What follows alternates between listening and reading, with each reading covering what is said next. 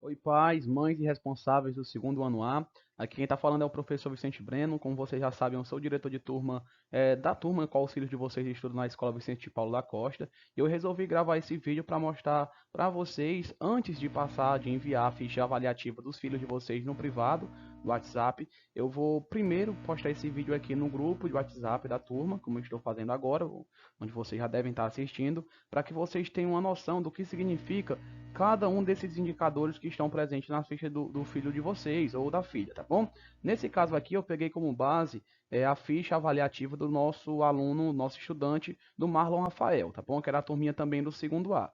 E aí eu vou apresentar a ficha do Marlon Rafael para vocês agora, falar para vocês o que significa cada um desses números, o que significa cada um desses indicadores, para que quando eu enviar a ficha avaliativa do seu filho ou da sua filha, né, ou do estudante que você é responsável no seu privado, você saiba realmente o que significa cada um desses números, tá bom? Então vamos lá. Então aqui a ficha do Marlon Rafael, como vocês podem ver, tem aqui o nome dele, o número dele normalmente, né, o número da frequência, a ordem da frequência que ele está na turma dele, digamos assim.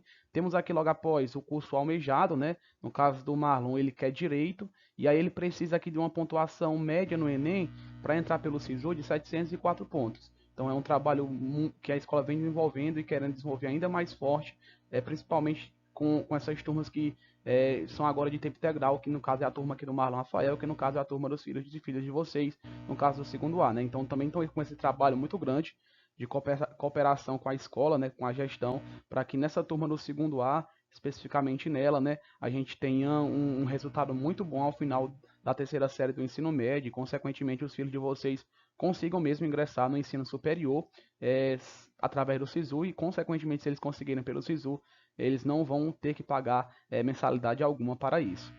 Além disso, logo abaixo a gente tem aqui a localidade, né, que ele mora, no caso Correguinho, e a idade do Marlon, 16 anos. Aqui ao lado a gente tem as condições de acesso dele, ele acessa, né, está assistindo às aulas por meio de internet fixa e ele tem um celular, tá bom? Tem um celularzinho dele, tem internet fixa e ele consegue assistir às aulas dessa forma. Alguns alunos, dependendo da condição de acesso, isso aqui vai variar, tá bom? Isso aqui vai variar, às vezes vai ser internet do vizinho, às vezes não vai ter celular próprio, né? Porque vai depender realmente das condições que o aluno tem nesse momento, tá bom? Além disso, pessoal, só voltando aqui rapidinho, só para fazer aqui, acrescentar mais sobre essa questão do curso almejado, no caso do Marlon aqui é direito, 704 pontos que ele precisa no SISU, alguns alunos, quando vocês receberem as fichas, né, individual do responsável, do aluno que você é responsável, alguns alunos vai aparecer no lugar do curso almejado, vai aparecer não sabe, né? Se não sabe é porque o aluno não decidiu, né, concretamente, digamos assim, ou então ainda não tem aquele sonho específico de estar cursando algum curso mesmo de ensino superior após o ensino médio. Aí é um trabalho que eu preciso também contar com a colaboração de vocês, pais, mães que estão responsáveis, que estão aqui assistindo esse vídeo, para que você também já instigue um pouquinho do seu filho, né? Ah, você quer fazer o quê? Tipo, tu não acha legal essa profissão, não? Tipo aquele trabalho mesmo em casa, de pouquinho em pouquinho, também sem forçar o estudante, sem forçar o aluno ou a aluna, para que ele consiga realmente ter um direcionamento bacana quanto a isso. E nós também aqui na escola, nas aulas de formação cidadã e principalmente também de NTPPS, a gente vai estar fazendo esse trabalho. Vamos aqui, pessoal, continuando. Aqui nessa tabelazinha a gente tem a avaliação socioemocional. A avaliação socioemocional, no primeiro bimestre, o Marlon ele ficou como satisfaz bastante. Alguns dos alunos da nossa turma ficaram como excelente, outros ficaram como satisfaz e alguns ficaram como não satisfaz. Para que vocês entendam essa menção, que no caso do Marlon aqui no primeiro bimestre foi satisfaz bastante, isso quer dizer o quê? Para o aluno ser considerado excelente em relação à avaliação socioemocional, ele tem que ser um aluno que tem que ter muita organização, tem que ser muito responsável, tem que ter foco e, além disso, ele tem que ter essa outra parte mais humana dele também bem desenvolvida, que é no caso de engajamento com os outros, de se dar bem com os colegas, de ter empatia, querer e poder também, claro, ajudar um colega. Então, muitos alunos da nossa turma têm muita dificuldade nesse sentido, né? Eles são bem responsáveis, são bem comprometidos, mas falta um pouquinho ali daquela parte mesmo da oralidade, estar participando mesmo, falando no horário das aulas. Foi assim, algo que a gente detectou, né, os professores que na turma aqui do segundo A, grande parte dos alunos precisam melhorar, tá bom? E aí, se o aluno tiver excelente, beleza. Se estiver satisfeito bastante, é você conversar com ele para tentar melhorar mais ainda, já que ele está numa menção boa, mas ainda pode melhorar. E ele pode também estar insatisfeito, né? E que você vai conversar também para ver o que está faltando, para incentivar o aluno a participar cada vez mais das aulas, né? Não só estar frequente na aula pelo Meet, mas também estar participando, falando, interagindo. E aí a gente vai ter ainda, pessoal, sobre a avaliação socioemocional, a gente vai ter ainda as aplicações, né? As avaliações no segundo bimestre, né? Que eu e os professores avaliam os alunos em relação ao segundo bimestre, como foi que eles foram, no terceiro bimestre e assim sucessivamente durante o ano. Temos aqui ao lado, pessoal, nessa outra tabela, aqui no meio, ó, a avaliação do SISEDU, tá bom? Na avaliação do SISEDU, a gente já fez a primeira aplicação, né? Que foi como uma avaliação diagnóstica, a gente aplicou praticamente lá no início do ano. E aí temos aqui as notas do Marlon, tanto em português quanto em matemática. Eles fizeram a avaliação diagnóstica do SISEDU de português e de matemática. O Marlon, na primeira prova, né, na primeira aplicação de português, ele tirou 8,4 na prova de português. Consequentemente, vocês percebem que ele está aqui no azul. Por que ele está nessa corzinha no azul? Porque ele ficou no adequado. Isso quer dizer que em português o Marlon está muito bem. Assim como também em matemática, ó, que ele ficou no azul, aqui ele está com 8,8. Também ele foi muito bem, ficou no adequado. A segunda aplicação, eu acredito que seja feita ali por meados de junho, né? Final de junho, por ali, tá bom? E aí é importante que mesmo o Marlon, que foi muito bem, né, na avaliação aqui do SISEDU, na primeira avaliação, é que ele evolua. Até porque ele tem margem para evoluir, né? Quem sabe na segunda aplicação ele não tira um 9, tanto em português, 9,5 em matemática, e assim o aluno vai crescendo, né, mesmo dentro do nível adequado. E é para que vocês entendam essa questão da cor, né? No caso aqui do azul significa o adequado, e alguns filhos de vocês, quando vocês receberem, né, vocês vão ver que a corzinha vai estar diferente. Alguns vão estar verde claro, né? Alguns vão estar amarelo, alguns vão estar vermelho. Isso vai variar de acordo com a nota que o aluno tirou. Se ele foi muito bem na prova, ele vai estar aqui no azul, tá bom? Que é o adequado. Se ele foi bem, só bem na prova, ele vai estar no verde, tá bom? Que é o intermediário. Aqui vai estar verde as coresinhas. Se ele foi ruim na avaliação, vai estar amarelo, que é o nosso crítico, digamos assim, tá bom? Vai estar amarelozinho aqui, que é o crítico. O aluno está precisando realmente melhorar de verdade. E se estiver no vermelho, que pode acontecer, que aconteceu também na nossa turma, isso quer dizer que o aluno está numa situação muito crítica. Bom, ele foi muito ruim na avaliação. E aí, realmente, você tem que conversar com o seu estudante se ele estiver nessa situação. Conversar, ver o que aconteceu, onde é que a gente pode ajudar, porque nós da escola estamos fazendo esse trabalho, né, nas aulas, mas aí vocês também têm que fazer esse trabalho para tentar convencer mais ainda o aluno a participar das aulas pelo Meet, mais ainda do aluno entregar as atividades, fazer tudo direitinho. Então tem essas variações. Além disso, pessoal, eu queria chamar a atenção para essa tabelinha aqui do lado, ó, que é a frequência, tá bom? Aqui na frequência, assim, na minha opinião, um dos indicadores mais importantes nesse momento de aulas à distância.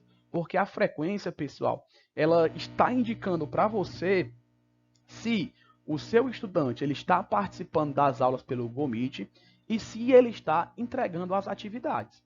Isso tudo é que gera esse percentual aqui da frequência. Em relação a esse aluno, o Marlon, ó, no primeiro bimestre ele ficou com 85,8% de frequência. Ele está aqui no azul. Isso quer dizer que ele foi muito bem, tá bom? Agora, alguns estudantes, quando vocês receberem no privado a ficha avaliativa do seu estudante, alguns vão estar no verde, outros vão estar no amarelo e outros vão estar no vermelho. É a mesma situação da avaliação diagnóstica. Se o aluno foi muito bem em relação à frequência, muito bem é o que, Breno? Se ele ficou de 75% acima, né, de frequência, que é o mínimo que a gente exige, ele foi muito bem, ele ficou no azul, ele está ali no padrão que é adequado, tá bom?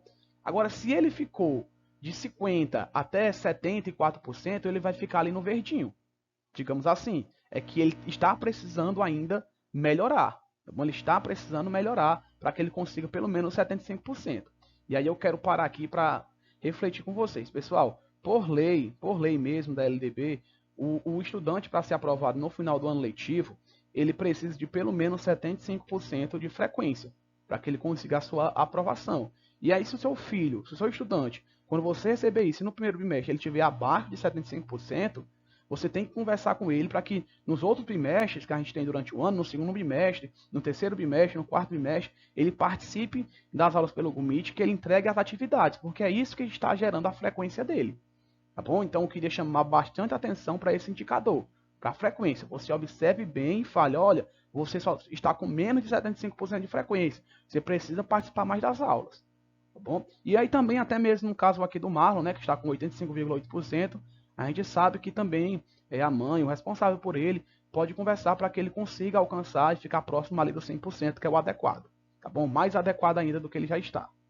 Fique claro isso para vocês. Então, conversem com os meninos, principalmente aqueles alunos que estiverem na situação verde, amarelo ou vermelho, abaixo ali de 75% de frequência, porque a frequência é um indicador muito importante.